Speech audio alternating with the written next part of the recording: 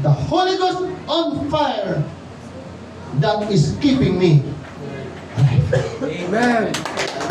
Pag alam mo mayroong Espiritu, pag naniniwala tayo sa Espiritu ng Diyos, that the Holy Ghost on fire that is keeping me alive. Akala ng mga tao nabubuhay tayo dahil lagi tayo kumakain. Akala ng mga tao nabubuhay tayo nang dahil humihinga tayo. But the Holy Ghost on fire that is keeping us alive. Amen. Biyaya po yan ng ating pong Panginoon mga kapatid. At kung nararamdaman mo ang pagkilos at ang salita ng Panginoon, yung Espiritu ng Diyos na nangungusap sa atin, mag-expect ka mga kapatid na pwede kang ma-revive, pwede kang mapuspos ng Espiritu Santo, pwede tayong lahat na puspusin ng ating pong Panginoon para yung ating pananampalataya ay hindi mamamatay, lalo pang mag-aapoy sa biyaya ng ating pong Panginoon. Salamat po Panginoon sa iyong banal na Espiritu. Amen! Amen. Praise the Lord. Kumamay ka ng tatlo at sabihin mo sa Kanya, nararamdaman ko na mag-aapoy ang revival sa puso ko. Praise the Lord. Please be seated po mga kapatid. Hallelujah.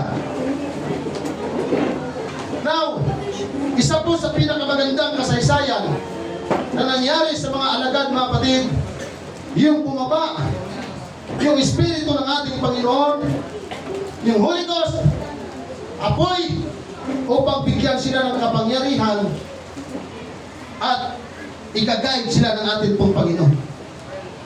At ito po ay nangyari sa araw ng Pentecostes pagkatapos na muling mabuhay ang ating pong Panginoong Jesucristo. Ito po ay nangyari sa isang lugar, sa isang kwarto sa lugar ng Jerusalem, kung saan po nagtitipon ang mga alagad. Bakit mahalaga ang Holy Ghost? Bakit mahalaga ang Espiritu ng Diyos? Ayon po sa nabasa natin kanina, ang Espiritu ng Panginoon ang siyang nagbibigay sa atin ng buhay. Ang siyang nagbibigay sa atin ng kapangyarihan. At siya ang gumagabay sa ating pananampalataya para tayo po ay mamuhay ayon sa kalooban ng Diyos at para po maibahagi ang salita ng ating pong Panginoon. Brethren, huwag niyo pong sabihin sa akin na gusto niyo makarating ng langit without the Holy Ghost. Amen. Amen. Hello! Amen. Hindi po natin pwedeng sabihin na nagtitipon tayo sa lugar na ito, pero makakarating tayo ng langit without the Holy Ghost. Dahil ang taong may Holy Ghost ay ang taong hindi mo kayang pigilan na magpuri siya sa ating pong Panginoon. Dahil ang taong may Holy Ghost, ang lumalabas sa kanyang labi ay pagpupuri at pagsamba sa ating pong Panginoon. Dahil ang taong may Holy Ghost, hindi nakasara ang kanyang mga labi, hindi nakatikom ang kanyang kamay, hindi siya nanghihina at kapait ng lakas para sambahin ang ating pong Panginoong Diyos. Walang taong may Holy Ghost, pero ang hirap mag-praise the Lord. Hallelujah. Ang hirap sabihin, mayroon tayong Holy Ghost, mga kapatid. Pero parang hindi natin kaya makipagsabayan sa mga kapatid na magpuri na mayroong Holy Ghost. Lahat ng nanay po, pwedeng pumalakpak sa Panginoon. Kasi hindi raw po yung praise the Lord. Yung hallelujah. So tingin nyo may Holy Ghost nila? Ha? Ay, yung mga tatay kaya, sige daw. Mga tatay lang. Sigaw niyo yung praise the Lord. Praise the Lord! Yung hallelujah. Hallelujah! Praise God. Ano mga nanay? May Holy Ghost sila? Wala. Ha? Ay, yung mga young people kaya, sige daw. Sige daw, sumigaw na kayo ng praise the Lord. Praise the Lord! Sumigaw na kayo ng hallelujah. Hallelujah! May Holy Ghost sila? Mga nanay, mga tatay? O di nakasal lang sila para mas malakas yung sila. Pero lahat ng may Holy Ghost, lahat ng Spirit, may Espiritu ng ating Panginoon, nanay ka man, tatay ka man, young people, sabay-sabay natin pagkitin ang praise the Lord. Sabay-sabay natin pagkitin ang hallelujah. Hindi po tayo pagkitin ng iba yan. Maraming tao nahihiya. Napikasin nila yan. Maraming mga tao nahihiya. Nasabihin nila yan. Pero yung may Holy Ghost, yung kasama natin ang Holy Ghost sa ating sabi tayo may hallelujah. Patunay na ang lugar na ito. May kasama tayo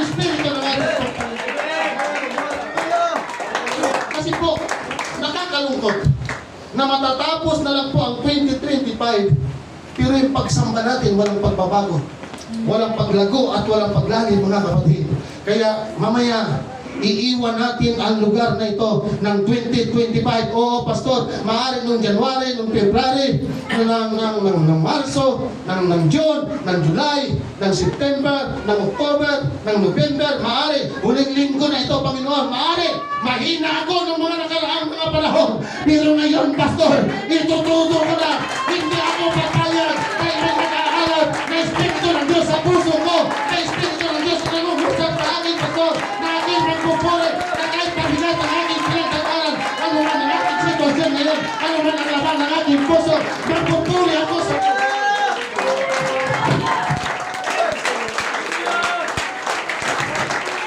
Hallelujah! Ngayong lahat ng nasa ushering department, kaya bang isigaw yung praise the Lord, hallelujah? Oh, yun. Oh, nag-iisa na lang yung ating isa na lang yung ating ushering department, kapatid. Praise the Lord. Ngayong nasa music department, Praise the Lord! para hindi ko narinig yung ating music department. Kaya ba? Kapatid, hindi tayo pwedeng tumayo sa likod ng pulpito, hindi tayo pwedeng umawit at magpatugtog, pero yung praise the Lord, hallelujah, tila baka naiiyak tayong panggitin yan sa harapan ng ating Panginoon. I feel the Holy Ghost on fire that is keeping us alive. Every time na tayo sa salba, the Holy Ghost keeping us alive. Pwedeng namatay ang ating pananampalataya, pero yung Espiritu ng Diyos na kapatid ay mag-i-ignite sa ating kung pananampalataya. Amen. Anong ibig sabihin ng praise the Lord? Anong ibig sabihin ng hallelujah? Ibig sabihin, kaya natin ginagawa yan ay pagpupuri sa Diyos. Amen. Nagdidiwang tayo ngayon, mga kapatid, para sa Diyos. Amen. Mataas na pagsamba, mataas na papuri.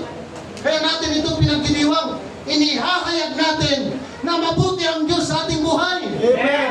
Kaya sa atin itong mga estudyante, kapag nag-aaral ka, pag nakapagtapos ka ng pag-aaral, pag sumasamba ka, Lord, maraming salamat. Pinagpapala mo ang pamilya ko. Pinagpapala mo ako, Panginoon, para ako ay makapagtapos sa pag-aaral.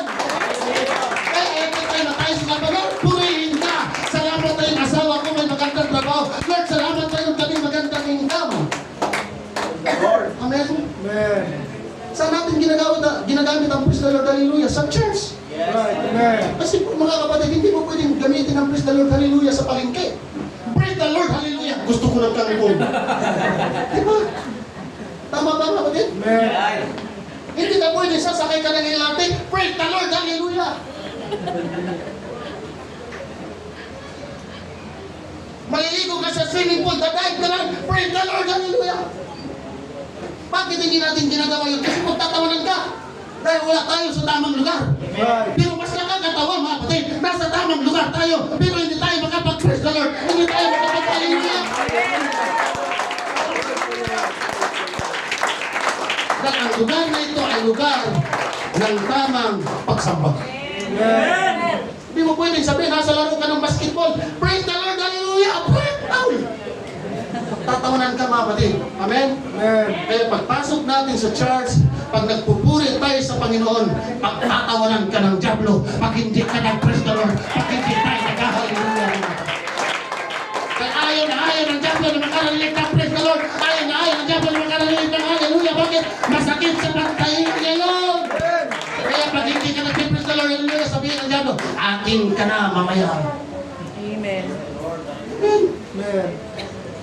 Alam niyo po, mga kapatid, lahat ng iniipon natin dito sa lupa, magagamit po natin yan, pero dito sa lupa. Pero yung mga ini-invest po natin sa gawain ng Diyos, makikita po natin yung rewards. Makikita po natin yung dividend pag nasa kaharian na tayo ng ating pong Panginoon. Amen. Amen. Kaya ang tanong is, saan tayo nag-i-invest? Sa mga bagay na nagagamit natin sa lupa, na panglupa na. Hindi tayo pinagbawalan na mag-invest ng mga bagay na panglupa. mag-invest din tayo sa gawain ng ating Panginoon. Amen. Right. Yung pagbibili niyo po ng mga gamit sa church, makalangit na pag-invest yan, mga Panginoon. Yung pagbibigay natin sa Panginoon, makalangit na pag-invest yan. Lahat ng ating ginagawa basta para sa Diyos, makalangit po na pag-i-invest yan. Kasi tayo po mga tao, marami tayong pabot na nakukuha sa Panginoon pagtapat tayo naglilingkod sa Diyos. Amen. Yes, minsan nagreklamo tayo, pero as long na naglilingkod tayo sa Panginoon, marami po tayong mga pabor na natatanggap mula sa Panginoon. Bago matapos ang taon na ito, sariwa pa marahil sa ating mga alaala, Sister Chat, yung nangyari sa Cebu. Right. Amen. Natatapos lang nilang lindulin, anong sumunod? Bagyo. Matinding bagyo. Yung may pinicture silang sinend sa Facebook, talagang napakagandang lugar, pasyalan na lugar, pero pagkatapos ng bagyo, ano nangyari? Basura na lang. Basurahan na lang. Sino nakapanood ng larawan na yan? Sino nakakita doon mga kapatid? Amen. Ang daming magagandang bahay doon, pero ano nangyari? Naging basura na lang. Ang daming magagandang sasakyan doon, anong nangyari? Patong-patong. Patong-patong, naging basura na lang. Ang daming magagandang pasyalan doon, anong nangyari? Nagiging tambakan ng basura. Kapag dumating ang sakuna mga kapatid, pag dumating ang mga kalamidad, ang tao hindi naglilingkod sa Diyos, basura lang tayo sa harapan ng ating Panginoon. Kahit sino tayo, kahit ano pang narating natin sa buhay, at nang na hindi totoo ang ating paglilingkod sa Panginoon, basura lamang tayo sa harapan ng Diyos. Lord. Amen. At bago po matapos ang taon na ito, mga kapatid, marami po mga tao ang hindi nakakaunawa tungkol sa ministry. Dahil akala ng iba, pag sinabing may ministry ka, yung nakakatayo ka sa likod ng pulpito. Akala ng iba, pag nagpapaawit tayo sa likod ng pulpito, akala natin ay tayo lang ang may ministry. Yung nakakatugtog tayo dyan mga kapatid, amen, nakakahawak tayo ng microphone, nakakahawak tayo ng gitara, nakakahawak tayo ng drums, nakakahawak tayo ng bass guitar. Akala ng iba, may ministry ka. At ang akala ng iba, mapalad sila dahil sila lang ang nagagamit at nakakatayo sa likod ng pulpito. Pero sasabihin ko po sa inyo sa umagang ito mga kapatid, na mayroon pong mga kapatiran at maraming mga tao na mayroon pong ministry dito sa church na hindi po nakikita ng karamihan. Yung mga taong naglilingkod, hindi lamang sa likod ng pulpito, pero tahimik lang silang gumagawa para sa ating pong Panginoon. Amen. Hallelujah. Kaya, sa lahat po na nag-aayos sa church, sa lahat po na bago dumating ang araw ng linggo para may pagsamba. Maraming salamat, Congressman. Sa lahat po, sa lahat ng mga kapatiran na naglilinis, nag-aayos ng church na hindi nakakita ng karamihan, maraming salamat po sa inyo. Hindi ko man mabanggit ang inyong mga pangalan, mga kapatid. Hindi ko man naisa-isa ang inyong mga pangalan. Hindi man niya nakikita ng lahat ng kapatiran. Pero yung ministry na ginawa ko, kitang-kita ko yan sa kalangitan. Yung naglilinis sa CR po dyan, para maging mabango, para maging presentable po yung ating CR. Bago po matapos ang taon na ito, maraming salamat po sa lahat ng bumili ng pabango mga kapatid. Hallelujah, na hindi nyo na pinapaalam sa akin. Marahil yung sarili, yung pira na sacrifice pa para sa gawain ng ating pong Panginoon. Hindi man niya nakita ng iba. Maraming salamat po sa inyong lahat. Praise the Lord.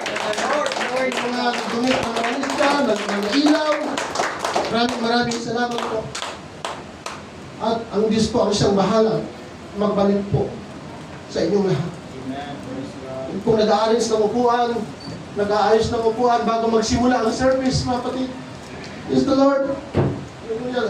Dati nung nasa ako din ay mayroon akong pastor, mga kapatid. Ang ginagawa ko minsan paglilinis is madaling araw para pagdating ng umaga is tapos na lahat.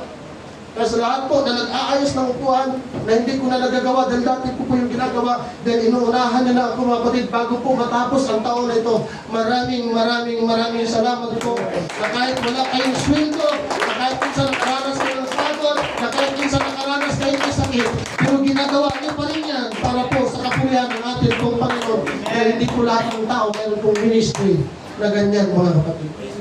Yung mga nagluluto ng pagkain, sa church anniversary, sa Thanksgiving mga kapatid, sobra-sobra yung pagkain, napakasarap na pagkain, hindi man yan na-appreciate ng iba, pero natutuwa po ang ating pong Panginoon. Every time na tayo nagsama-sama, kumakain mga kapatid, ay mahirap din magluto, mapapagod ka, mapuyat ka, pero ministry yan sa harapan ng ating pong Panginoon. Maraming salamat po sa inyo lahat mga kapatid. Hallelujah. Hallelujah. Sa lahat ng nagmamap, sa lahat ng nagdidilig ng ating pong mga halaman dyan, hindi man nakikita ng ibang tao yan, maraming salamat sa inyo. Hallelujah! Amen. Minsan nakakaranas tayo. Dati rin mga kapatid, nakakaranas din ako na parang feeling natin, neglected tayo.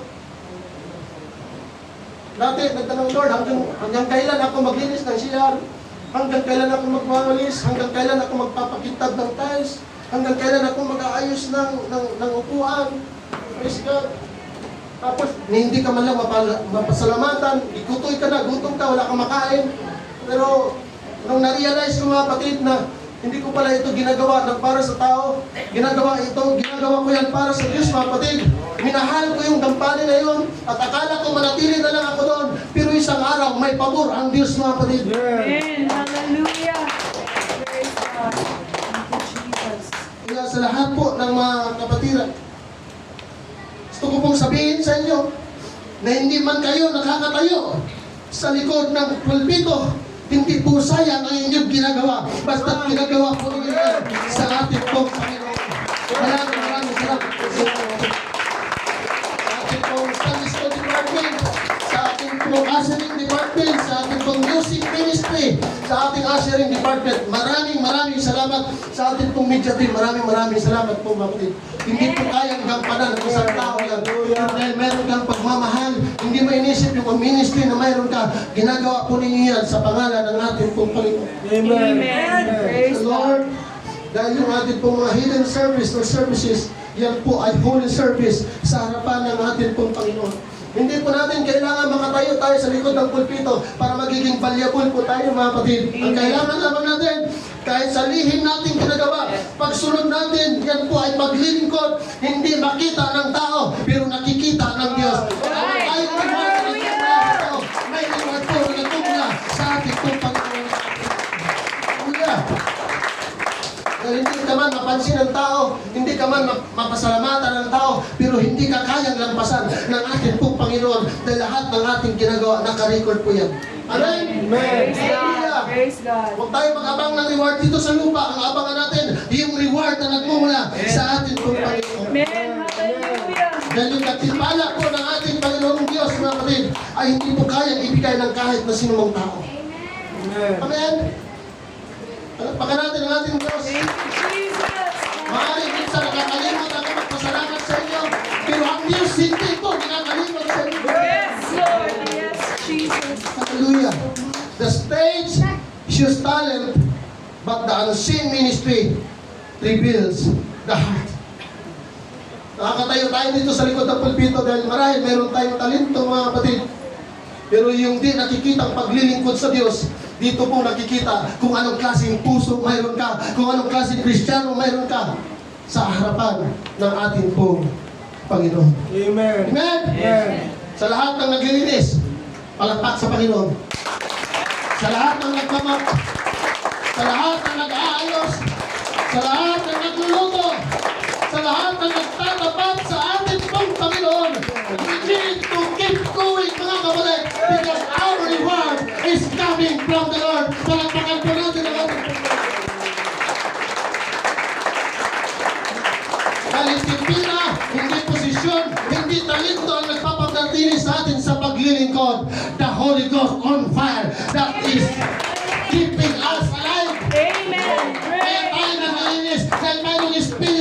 alam natin na kapag naglilinis tayo, masaya ang ating puso. Kaya alam natin na masaya ang Diyos. Every time na tayo aawit, every time na tayo tutugtog, every time na tayo naglilinis ng siya, every time na tayo masaya ang ating puso. Kaya alam natin na yun nakatingin sa atin. Masaya din sa mga.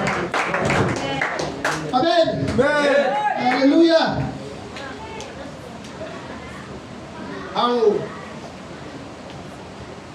Ang Espiritu ng Diyos ay pwede po natin mahilin tulad sa uling. Kapag may apoy, buhay. Tama po? Amen. Ang uling, mga kapatid, as long na may apoy yan, buhay. Pero kapag wala, pwede mong hawakan. Kung kumo na nato, Brother Jim, kay wala, may baga. Pero subukan mo yung uling na may baga, kahit kunting baga, pag hinawakan mo, pasok ka. That's right. Kasi may baga siya. Tama? Amen. Pero ang baga, pag walang apoy, wala yan, patay yan. Walang pakinabang. Pero kapag may apoy, lalo na pag maraming uling, at maraming baga, at maraming apoy, nakakapasok at malakas yan. Sa iglesia ito, mga kapatid, hindi pwedeng iisa lang ang nag-aapoy. Hindi pwedeng dalawa lang ang nag-aapoy. Hindi pwedeng sa harap lang ang may isang nag-aapoy. Hindi pwedeng sa gitna, iisa lang nag-aapoy. Tayong lahat yung mag-aapoy. Ang Espiritu ng Diyos, mga kapatid, nakakapasok sa kaaway ang lugar na ito. Ang makikita sa lugar na ito, naglalagas-lap na Espiritu. Pinagpupuri sa ating pong Panginoon. Amen? Kasi nagiging malakas po tayo.